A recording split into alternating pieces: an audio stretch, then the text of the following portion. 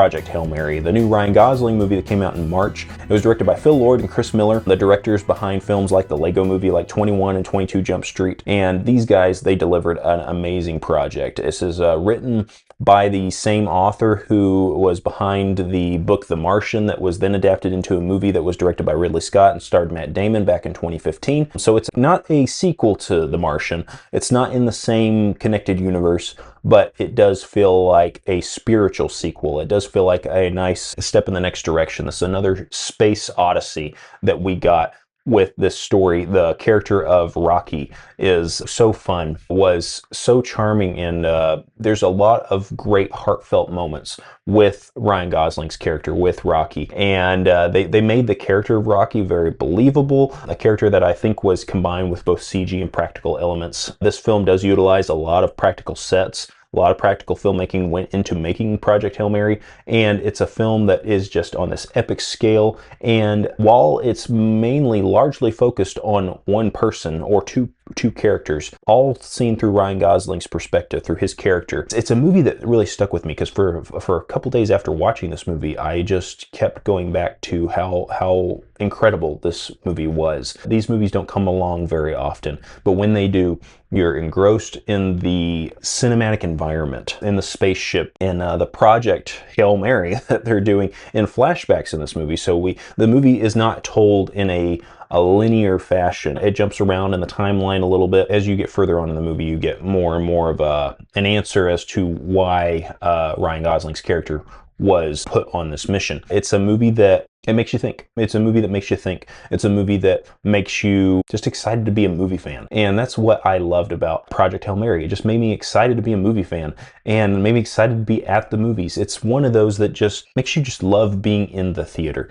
and seeing this on the biggest screen possible. If you didn't get a chance to see Project Hail Mary on the big screen and you still want to, find a showing of this. If they ever do a re-release of this film, hunt that down. Look for an opportunity to see this on the biggest screen possible, because it's worth seeing in the theaters.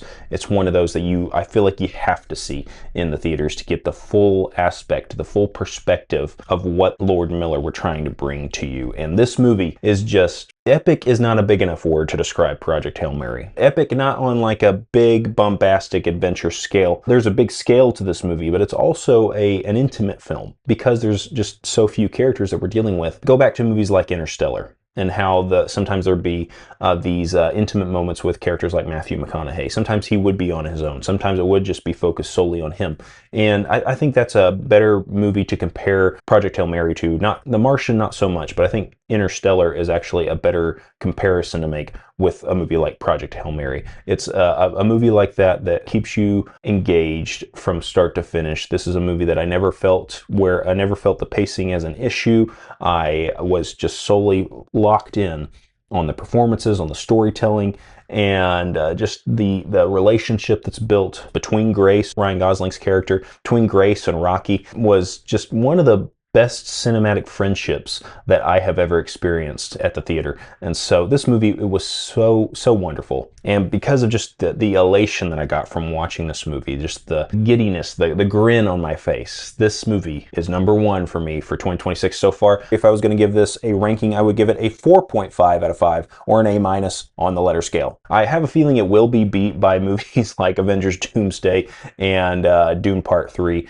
but so far, at this point in the year, for all the movies I've seen in 2026, Project Hail Mary comes in at #1.